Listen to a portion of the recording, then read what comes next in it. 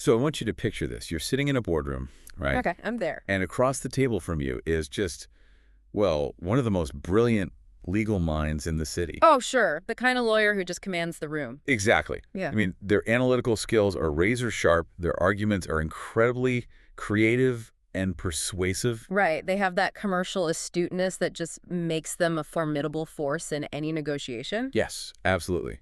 So you hand them a high-stakes matter, Uh-huh. completely confident that this level of technical expertise essentially guarantees a flawless outcome. You'd think so, yeah. That's the logical assumption. But then, fast forward 6 months, the matter has drifted wildly over budget. Oh, a classic scenario. Critical deadlines have been entirely missed. And when that final invoice arrives, you are completely blindsided by a number that looks absolutely nothing like the original estimate. It's the worst feeling in the world for a client. Right. It's like, I was thinking about this analogy, it's like going to a restaurant with a Michelin-starred chef. The food itself is a culinary triumph. But the service was a disaster. Exactly. The kitchen expediter was non-existent. So the food arrived at your table cold, like 3 hours late, and then you were charged double. That is a painfully accurate analogy. I mean, in the modern legal landscape, this exact scenario is playing out every single day.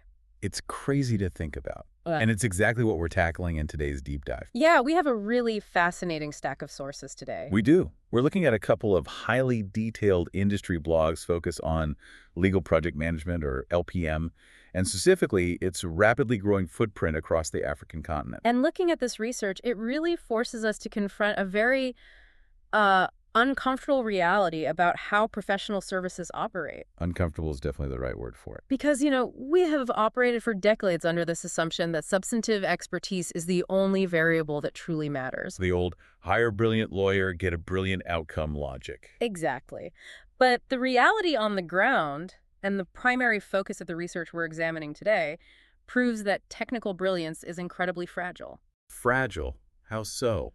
Well, it's fragile if it isn't supported by actual operational competence. Ah, I see. And that perfectly lines up with the concept from the text that jumped out at me. They call it the delivery systems gap. It is a phenomenal diagnostic term. I absolutely love that phrasing. It really is. Because it diagnoses why that boardroom scenario we just talked about actually happens, right? Yeah, because when a complex legal matter derails, Right. when the client is just furious about a blown budget or a missed filing, it is almost never a legal knowledge problem. Right. It's not like the senior partner just suddenly forgot the nuances of corporate governance. Exactly, or forgot how to draft a solid indemnity clause.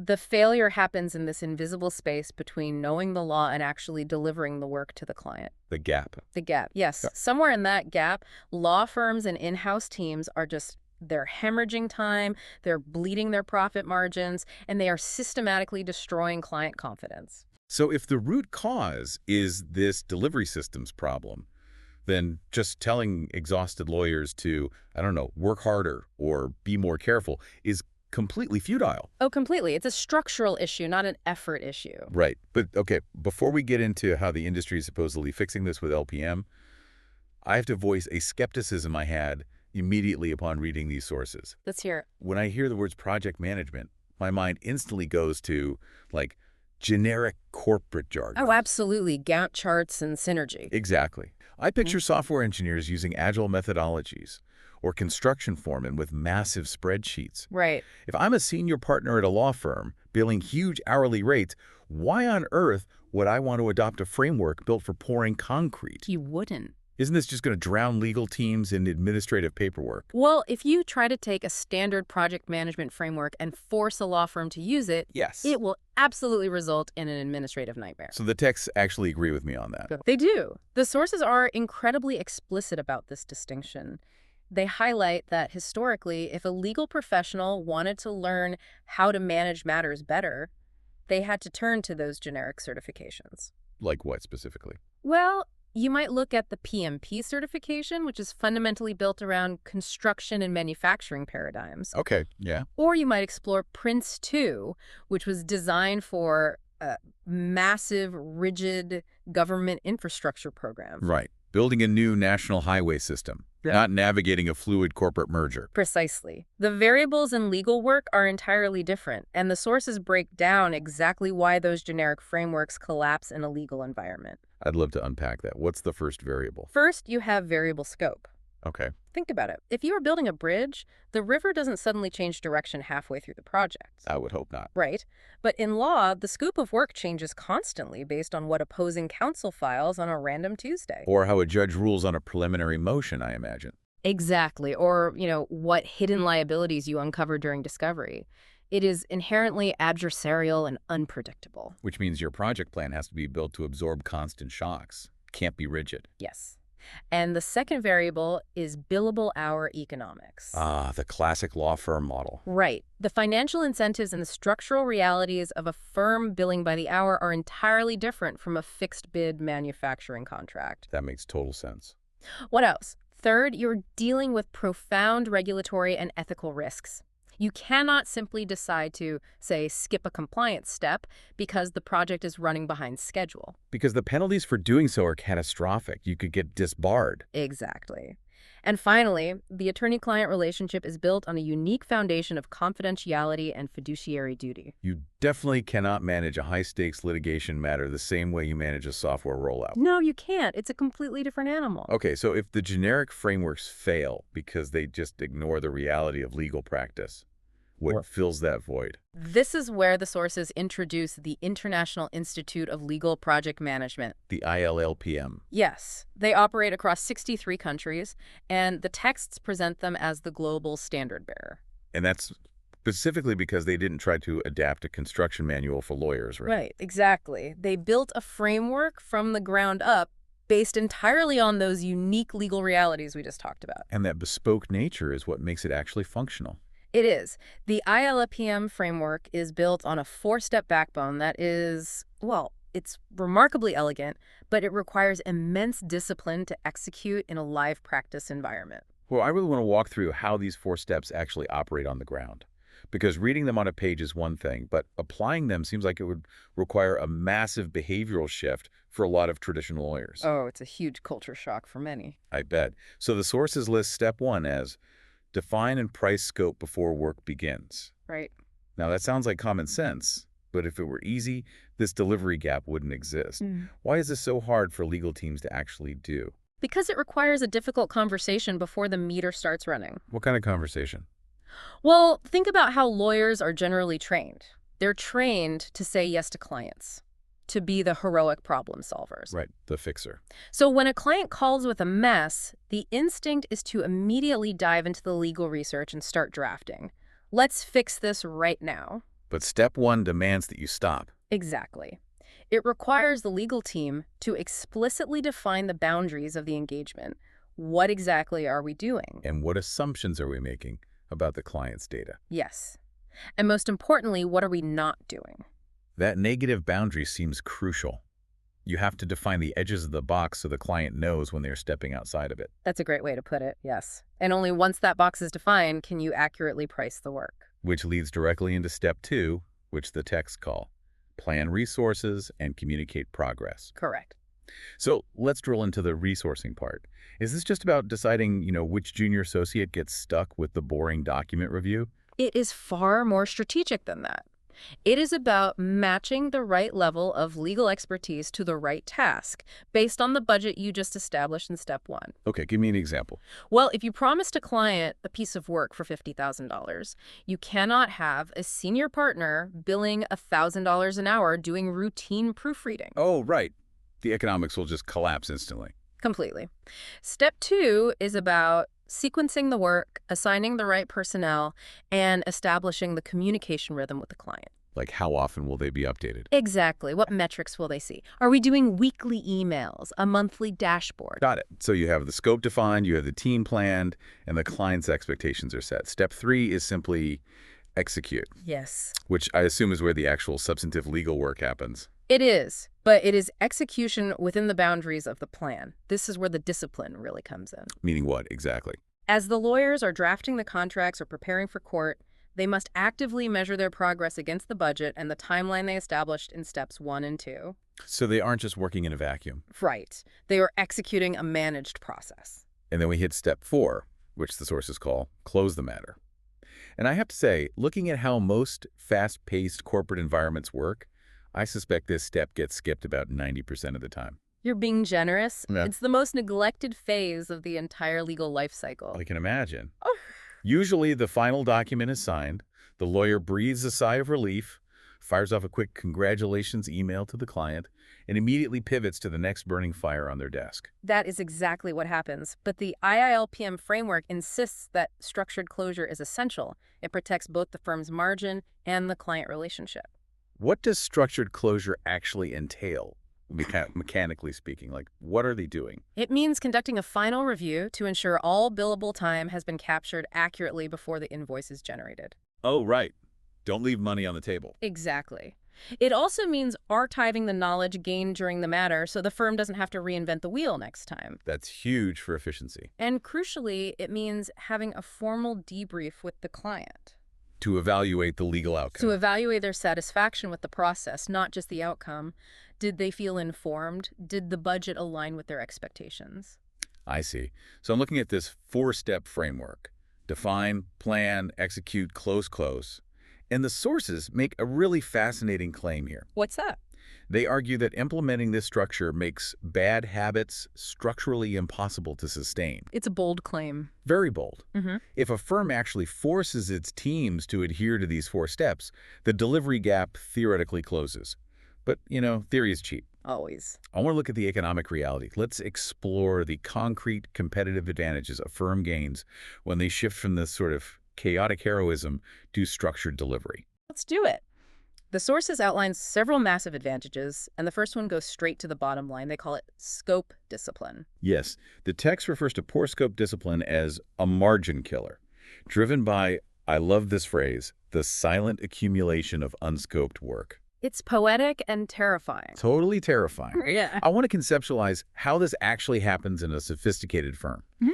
If I think about, say, mission creep in military logistics, it rarely happens because of one massive foolish decision. Right. It happens through 100 tiny, seemingly logical concessions.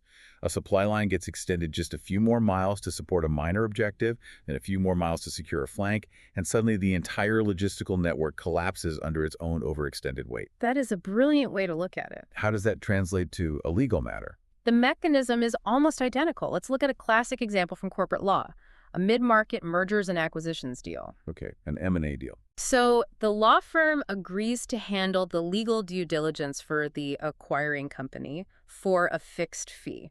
And this is based on the assumption that the target company has a highly organized data room with, let's say, 100 key contracts. Got it. That is the defined scope.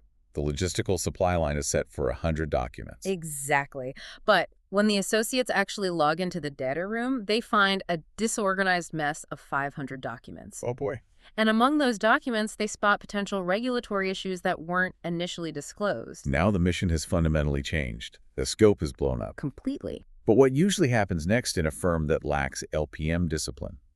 Do they stop and renegotiate? Usually. No, they don't. The associates, wanting to be diligent, just start reviewing the extra 400 documents. Because they're trained to be thorough. Right. And the partner, who is under immense pressure to keep the client happy and close the deal, well, they don't want to have an awkward conversation about money right away. They just want to get it done. They assume they can just work harder, push through the mess, and maybe sort out the billing later. They are extending the supply line without asking for more resources. And this is the silent accumulation. Nobody is formally changing the scope, but the work is just piling up. Yes. And the economic fallout from this lack of boundary setting is devastating. Because they can't bill for it. Exactly. When the matter finally closes, the partner looks at the time logged by the associates and realizes they spent 3 times the amount of hours they budgeted for. But they can't bill the client for that time because they originally agreed to a fixed fee. And they never formally communicated that the scope had expanded. Bingo. So the firm has to absorb the overrun. They did the legal work, but they essentially did it for free. Wow. So the firm bleeds margin. The firm bleeds margin. The associates are exhausted and demoralized because their hard work is being written off as unbillable. And ironically, the client might still be unhappy if that disorganized process caused any delays. Exactly. Nobody wins. This is why the sources emphasize that scope discipline, using step 1 to define exactly what is included, and crucially, using step 2 to proactively communicate when the boundaries change, is the ultimate margin protector. It's the only way to stop the bleeding. If the data room has 500 documents instead of 100, a firm using LPM stops. They flag the deviation to the client immediately, and they provide a revised cost estimate before a single extra hour is billed. Okay, so scope discipline stops the margin leak. Yeah. But if we pull back and look at the firm's position in the broader market, the sources suggest that these systems do something even more valuable over the long term. Yes, they do. This brings us to the concept of building a repeatable delivery system. I have to admit, I was always under the impression that a law firm's brand was built entirely on the prestige of its partners. Like you hire the famous litigator, you get the famous litigator's brand. Exactly, the individual brilliance. But the text argues something fundamentally different about what modern corporate clients actually value today. And this is a massive shift in the industry.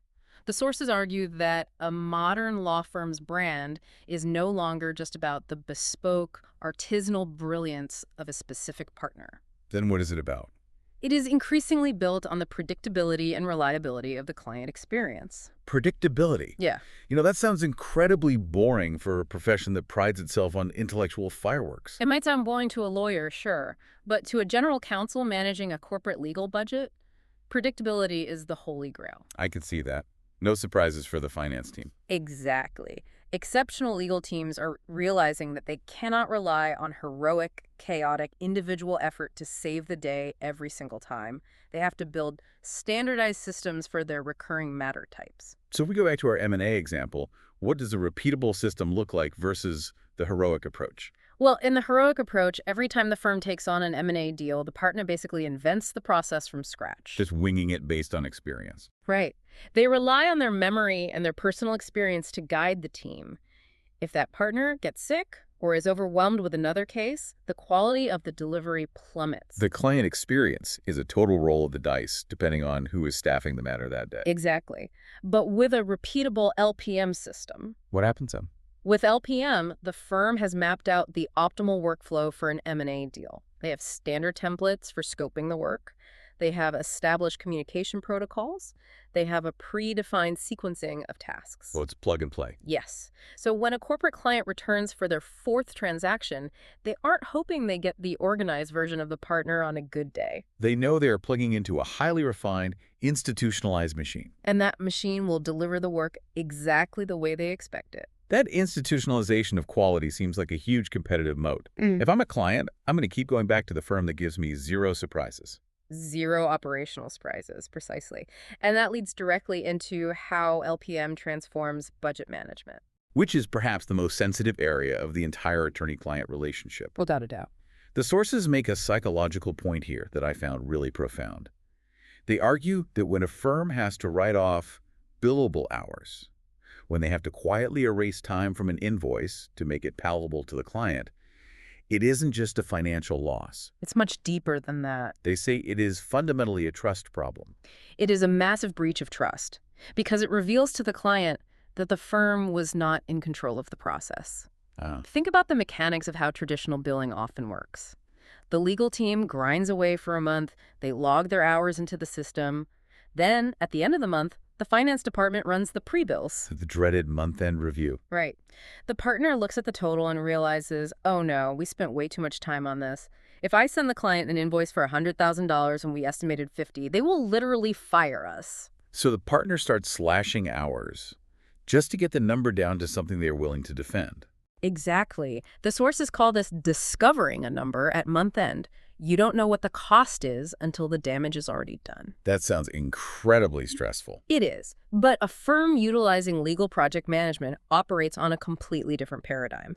They are working to a number. Okay, how does that actually change the daily behavior of the lawyers? If they are working to a number, what are they doing differently on, say, a Tuesday afternoon? It changes everything.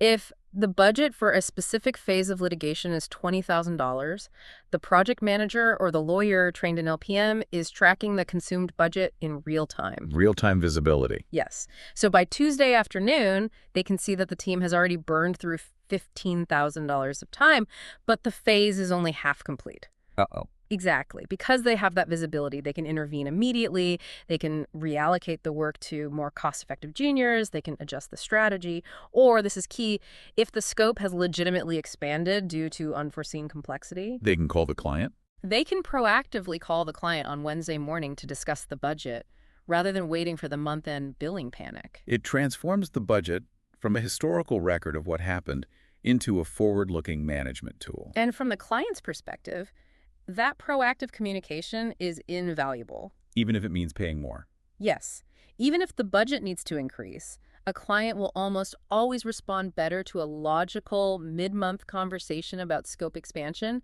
than a terrifying surprise invoice 30 days later. That makes total sense, which perfectly illustrates how closely budget management is tied to our next major theme from the sources, the redefinition of risk. This is a fascinating pivot in the literature. It is, because if you ask a room full of lawyers to define risk, they are going to talk about bad jurisprudence, or a poorly drafted indemnity clause, or a regulatory fine. They view risk almost entirely through a substantive legal lens. And obviously, managing legal risk is the core mandate of the profession. We aren't minimizing that. Right. But the sources argue that high-performing teams, the ones truly mastering delivery, expand their lens far beyond the legal text. They recognize that operational failures can destroy a matter just as thoroughly as a lost court case. So what kind of operational risks are we talking about? Give me some examples from the text. Well, the sources highlight several. There's resourcing risk. Do we actually have the internal capacity to handle this massive document review, or will it break the team? Okay.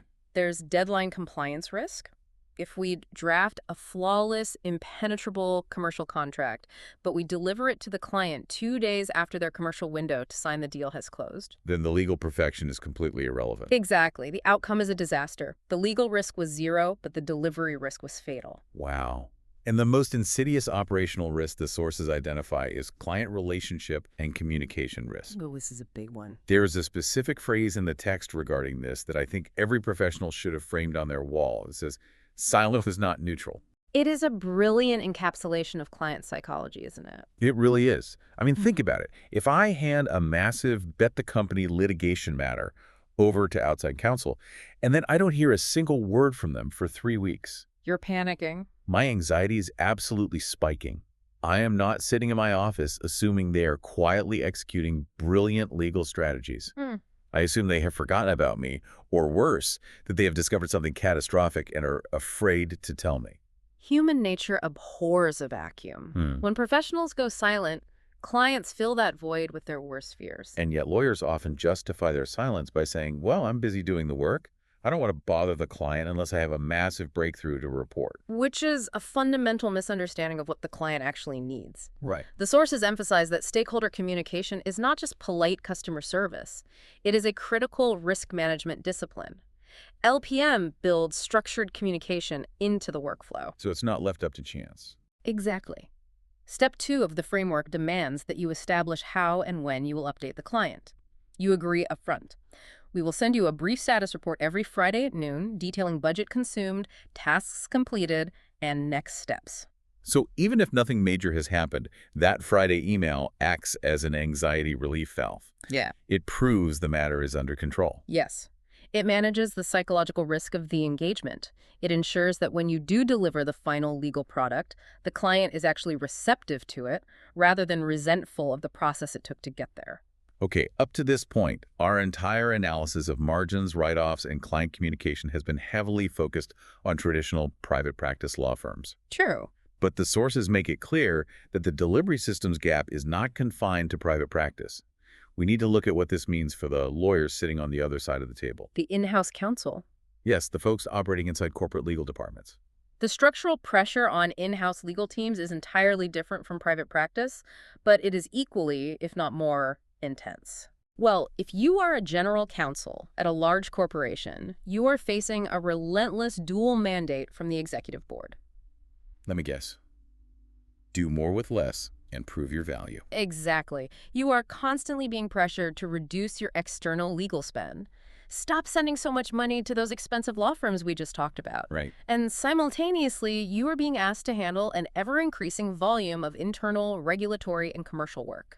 And historically, in-house teams have really struggled to defend their budgets because of a fundamental language barrier. Yes, a massive disconnect in how they communicate with the C-suite.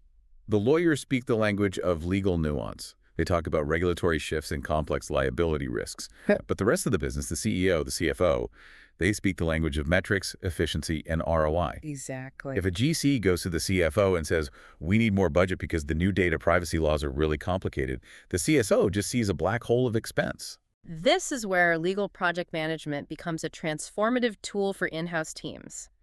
It is the Rosetta Stone that allows the legal department to finally speak the CFO's language. Okay, how does adopting the ILPM framework actually change the data an in-house team can present to the C-suite? Give me some tangible examples. Well, instead of just offering qualitative anxieties about legal complexity, an in-house team using LPM can produce quantitative operational metrics. Like if they're tracking everything now. Right. Because they are scoping their internal matters, tracking resources, and managing workflows systematically, they can report on concrete data. They can show the CFO their matter cycle times. Like how long it takes to flip a contract. Exactly.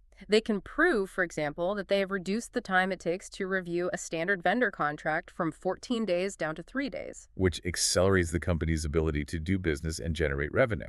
The CFO will definitely understand that. Precisely. They can demonstrate efficiency ratios. They can calculate the exact internal cost per matter and compare it to external firm quotes to justify when they keep work in-house versus when they outsource it. That's powerful. And they can show quantifiable risk reduction metrics based on standardized compliance workflows. The sources argue that this data is what finally allows a corporate legal department to shed the stigma of being a cost center. A department that merely drains company resources, and position themselves as a strategic asset that actively drives business efficiency and manages risk. It elevates the legal operations function from the back office straight to the boardroom. Okay, so the theoretical why of legal project management is incredibly compelling. Whether you are protecting profit margins in private practice or defending your budget in-house, the necessity of mastering these delivery systems is basically undeniable. The writing is on the wall. But this brings us to a massive practical hurdle, and it's something the sources highlight with a particular focus on the African legal market. Right, the regional context is vital here. Historically, if a lawyer in Johannesburg or Nairobi realized they needed to learn these skills, how do they actually do it? Because as we established, they couldn't just go take a generic PMP course without wasting their time. For a long time, it was a very frustrating landscape for them. I can imagine. The training was either highly generic, astronomically expensive, or required traveling all the way to North America or Europe to attend specialized seminars. There was a significant barrier to entry for acquiring skills that are rigorously calibrated for actual legal practice. Which makes a specific detail in the sources regarding the African context so critical. Yes.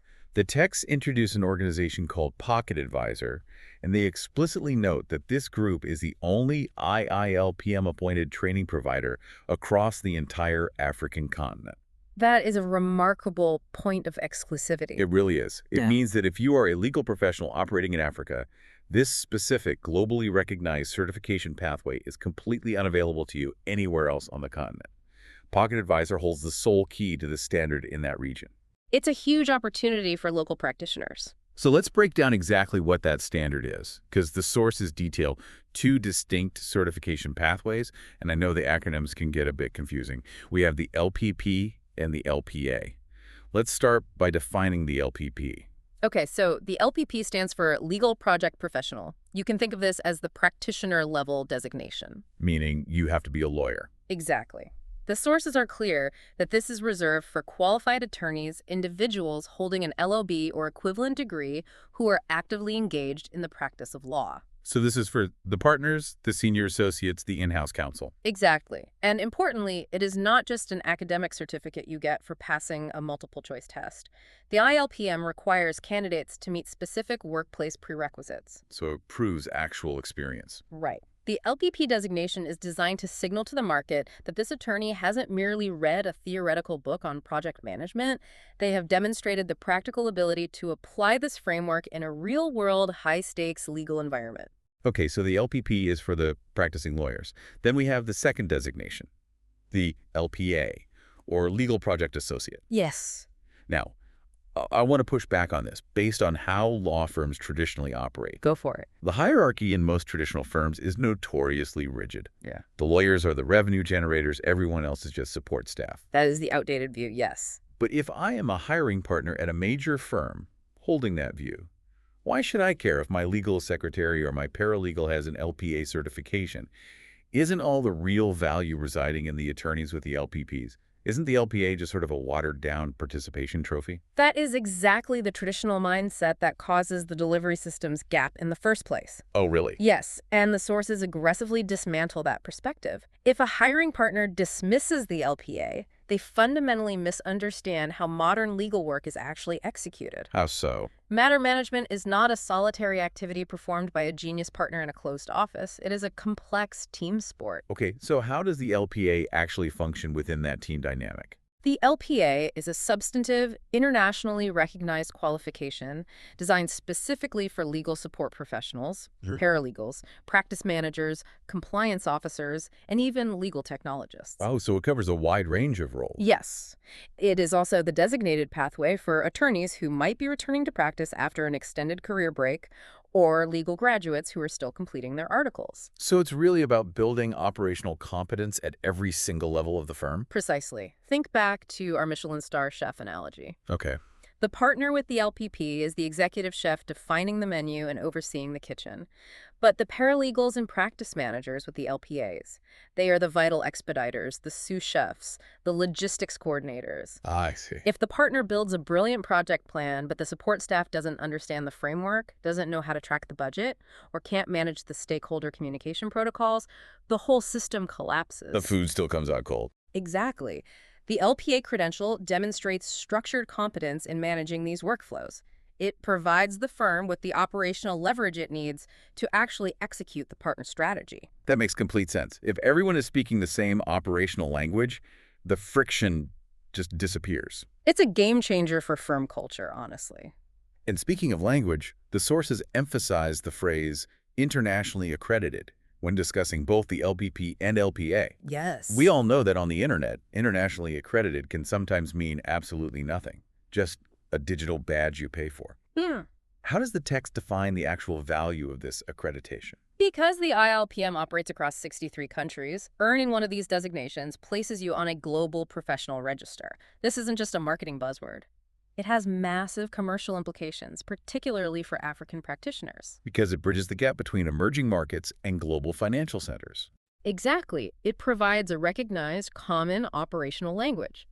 Imagine a mid-sized corporate law firm in Nairobi handling the local due diligence for a massive cross-border acquisition being led by a magic circle firm in London. Historically, there might be a lot of friction there. Different billing expectations, different reporting styles, maybe a lack of trust in the local firm's operational maturity. Exactly. But if both the team in London and the team in Nairobi are ILPM certified, that operational friction evaporates. They're using the same playbook. Yes. The London firm knows immediately that the Nairobi team understands how to define scope, how to track a budget against a master plan, and how to execute structured risk communication. They share a methodology. So the certification acts as a powerful signal of operational maturity. Which is a massive competitive advantage for an African firm trying to secure lucrative international work. Okay, so the designations carry real weight, both internally for team leverage and externally for global credibility. Let's look at the actual mechanism of acquiring them. How does a professional in Africa earn these letters behind their name? Through the training program. Right. The sources detail a program called the Applied LPM course. And I found the structure of this fascinating because it completely breaks the mold of typical legal continuing education. It is remarkably practical, which is a rarity in legal training. Yeah, we've all been subjected to those online compliance modules. You know, the ones where a monotone voice reads slides to you while you secretly answer emails on another monitor? Oh, the worst. And then you just click through a basic quiz at the end? The text makes it explicitly clear that the Applied LPM course is not that. No, it demands active, continuous engagement. The curriculum consists of 15 online modules that are built directly on top of the four-step ILPM framework we discussed earlier. But the critical differentiator is that the theory is entirely grounded in realistic legal scenarios. Right. They aren't trying to teach lawyers how to manage a generic widget factory. The course uses complex property transactions, fraught wills and estates disputes, high-stakes M&A deals, and nuanced commercial drafting as its core case studies. Things lawyers actually do. Exactly. The participants are forced to apply the LPM framework to the exact type of chaotic, variable work they face at their desks every single day. And the person guiding them through this chaos seems to be a major selling point in the sources. She is. The course is facilitated by Nicolene Shamanalel. The text highlights that she isn't just an academic theorist, she is an award-winning attorney with over 20 years of real-world practice experience, and she built and runs her own successful law firm. Why does her specific background matter so much for a course like this? Because legal professionals are notoriously skeptical of outside management consultants telling them how to do their jobs. If an academic who has never billed an hour tries to tell a senior partner how to manage client expectations, the partner will immediately tune them out.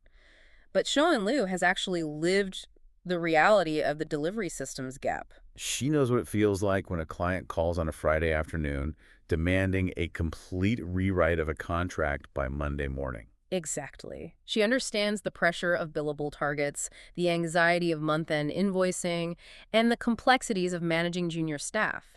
Because she is a practitioner, she can translate the IILPM framework from a theoretical ideal into a gritty, practical tool for survival. That context makes all the difference. It really does.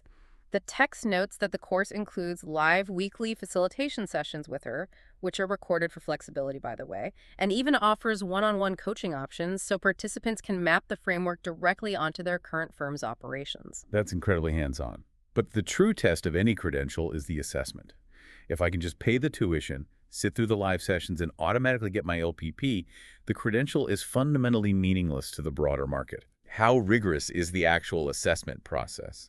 The sources are adamant that this is not a rubber stamp qualification. There is no simple multiple-choice exam. To earn either the LPP or the LPA, participants must complete and submit comprehensive case studies and practical assignments. What do those assignments look like in practice? They require the participant to take a messy, complex legal scenario and build a complete project architecture around it. From scratch? Yes. They have to draft a formal scope of work, build a realistic resourcing plan, identify the non-legal operational risks, and design a stakeholder communication protocol. So they have to prove they can do the work. The assignments must demonstrate a genuine mastery of the framework applied to legal reality. The certification is only awarded if these practical submissions are evaluated and accepted by the assessors. That substantive hurdle is precisely why the credential holds value in the global market. Of course, whenever you introduce a rigorous, time-consuming training program into an industry that is already operating at maximum capacity, you're going to face massive resistance. Pushback is inevitable. The sources actually anticipate this and tackle what we might call the big three objections head-on. Let's dig into the economic and psychological realities of these objections, because the rebuttals are fascinating. Let's hear them. Objection number one is probably the most predictable. I am already billing 60 hours a week. I simply do not have the time to take a 15-module course. It is a totally rational objection on the surface. Lawyers are exhausted. But the text counters this by challenging the professional's concept of where their time is actually going. How so? The rebuttal essentially asks, how many of those 60 hours are you spending on productive, profitable legal work, and how many are you spending managing chaos? That is a painful question for most lawyers to answer honestly. Because if they audit their WINT, they will realize they are spending hours drafting emails to pacify angry clients who are surprised by a bill. They're spending weekends rewriting documents because the original scope of the assignment was ambiguous. And sitting in useless meetings, probably? Yes. They are wasting time in endless, unstructured internal meetings trying to figure out who is working on what. So the course isn't adding a new burden, it's teaching you how to eliminate the existing administrative friction that is already burning up your week. Exactly. The investment of time required to master LPM historically generates a massive net return in time savings. By systemizing the delivery, you eliminate the chaotic drift. You get your weekends back because you aren't fighting fires that proper scoping would have prevented. Okay, objection number two goes straight to professional identity. I went to law school to be a lawyer, to argue the law and draft brilliant contracts. I am not a project manager, and I don't want to become a corporate bureaucrat. This circles back to our earlier discussion about the generic PM frameworks. If the course were teaching you how to build Gantt charts for construction projects, this objection would be valid. Right. But the ILPM framework isn't trying to turn lawyers into software developers. It is simply providing a structured methodology for what lawyers are already trying to do, deliver legal solutions to clients. It's an enhancement, not a replacement. Exactly. It doesn't replace their legal brilliance. It provides the operational container that allows that brilliance to actually reach the client efficiently. So you are still the Michelin star chef. You're just finally organizing your kitchen so the food gets out while it's still hot. Precisely. You are learning to be a more effective legal operator, not a generic administrator. And finally, objection number 3, the financial reality. Is this training actually worth the investment? The source is, quote, the cost at R9,500. For an individual practitioner or a smaller firm, that is a real line item on the budget. The sources dismantle this objection with cold, hard economic logic. They ask the reader to consider the cost of the course against the cost of the delivery systems gap. Let's do the math on that. Let's return to our M&A scope creep scenario. If a partner fails to properly scope a fixed-fee matter, and the team ends up doing just 20 hours of unbillable out-of-scope work, what is the internal cost of those 20 hours? Depending on the firm's rates, that 20 hours of lost time is vastly more expensive than R9,500. Exponentially more. Or consider the budget management failures we discussed.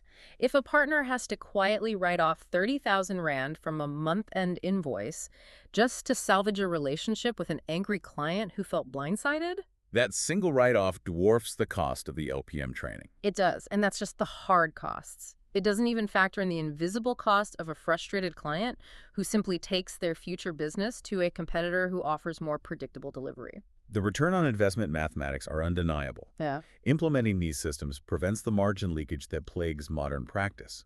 The cost of the course is fundamentally recovered the very first time the framework stops a matter from drifting off course. Absolutely. And for professionals who are intrigued by the logic but still hesitant to commit the capital, the text provides a very specific call to action. It mentions that Pocket Advisor offers a free LPM 101 introductory session. That's a smart move on their part. It is. It is designed to let practitioners actually see the 4-step framework in action, to understand exactly how it applies to their specific daily grind before they commit to the full certification process. And strategically, completing that free session unlocks a R1000 discount on the full LPP or LPA enrollment. It is a smart, low-risk mechanism for allowing legal professionals to test the waters and realize that this isn't just academic theory, but a highly practical operational toolkit. We have covered a massive amount of ground today, pulling apart the operational mechanics of an industry that rarely examines its own internal systems. We started by diagnosing the hidden crisis, the delivery systems gap that allows technically brilliant legal work to systematically destroy profit margins and alienate clients. We covered a lot, yes. We broke down how the ILPM recognized that generic project management fails in law and instead built a bespoke 4-step framework to find, plan, execute, close designed specifically for the adversarial, variable nature of legal practice. And we explored how adhering to that framework provides profound competitive advantages, establishing ironclad scope discipline to stop the silent accumulation of unscoped work. Building a predictable brand based on repeatable systems rather than heroic chaos. Transforming budget management from a month-end panic into a proactive tool for trust, and redefining risk to encompass the massive operational dangers of poor stakeholder communication. We looked at how this methodology empowers in-house teams to finally speak the CFO's language of metrics and efficiency. And crucially, we detailed how legal professionals across Africa can actively acquire these skills through the LPP and LPA certification pathways, offered exclusively by Pocket Advisor, allowing them to compete on a standardized global stage. It is a comprehensive roadmap for dragging legal service delivery into the modern corporate era. It is. But as I synthesize all of these arguments from the sources, it pushes me toward a much larger, frankly disruptive conclusion. Oh, where are you going with this? Well, the text spent a great deal of time focusing on how legal project management protects a law firm's margins under the traditional billable hour model. It stops the unbillable write-offs, it controls the chaos, it makes the firm highly profitable. Yes, that's the core argument. But if we take this operational logic to its absolute extreme, we hit a massive paradox. What happens at the extreme edge of efficiency? Imagine a forward-thinking law firm that completely institutionalizes the IRLPM framework. Every partner has an LPP, every paralegal has an LPA. Their scoping is flawless, their delivery systems are ruthlessly repeatable and incredibly fast. They have eliminated all the wasted time, the chaotic drift, the endless internal miscommunications. Okay, sounds like a dream firm. Because the system is so perfectly tuned, they naturally spend significantly fewer hours completing a complex matter than their disorganized competitors. They're delivering the Michelin star meal in half the time. Exactly. But here is the critical flaw. If that hyper-efficient firm is still billing their clients strictly by the hour, doesn't their absolute mastery of delivery actually penalize their revenue? Oh, wow. I see where you're going. Right. If they do the same brilliant legal work in 50 hours instead of 100, they only bill half the amount. The traditional partnership model actually financially rewards the inefficient, chaotic firm that takes 100 hours to do the same job. That is, that's wild. So the provocative thought is this.